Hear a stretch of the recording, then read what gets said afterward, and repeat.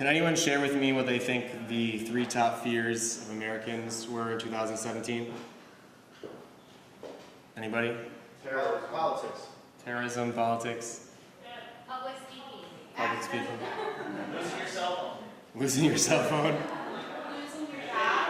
Losing your job. Fear of failure. Failure.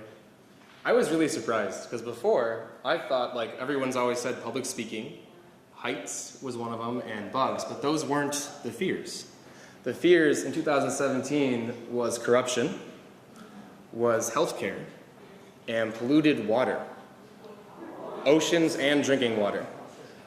That kind of blew me away. Because fears can be all types and all different varieties. They can be personal, they can be environmental, they can be situational, they can be cultural.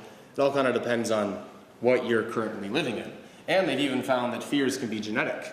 So the fears of your parents or grandparents, those can actually pass on to you. So to this guy, right, some people love this guy. I think he's super cuddly. Do we have any people that don't like cats?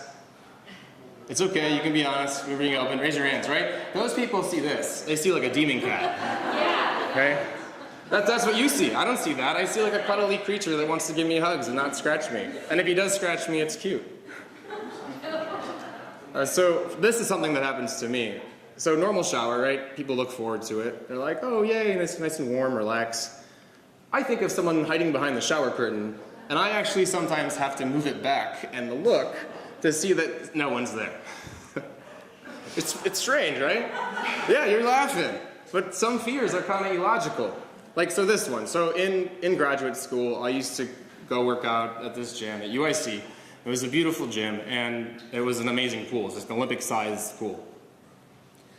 Before I would get in the water, I would have to make sure that there weren't sharks. And this is something that I still deal with. I still actually deal with.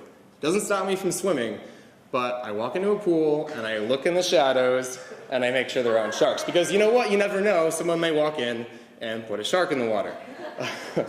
Maybe it's an invisible shark. I don't know. Maybe, you gotta watch your feet. I keep my eyes open when I swim. I look in the shadows. Sometimes I stop and look around. But it doesn't stop me from swimming. And there's a few things that I had to do to manage that fear. Completely illogical, right? Just like a fear of the shower curtains or sometimes cats. Completely illogical fear. But to manage that fear and to not let it control me, I had to do a few things. So I'd walk around, look in the shadows. People were like, what is this kid doing? But it worked for me. And I'd make sure there were other people in the pool. That helped a lot because if someone's gonna get eaten, it may not be me, I have like greater odds. This is how my brain works. And when I was alone in the pool, I'd have to keep my eyes open. And it was something that I had to deal with. It is a fear. And no matter how many times that I go swimming, that fear does not actually get better. Surprisingly, this doesn't happen in like the ocean, the lake, or anything like that. It's just pools, and I'm not entirely sure why.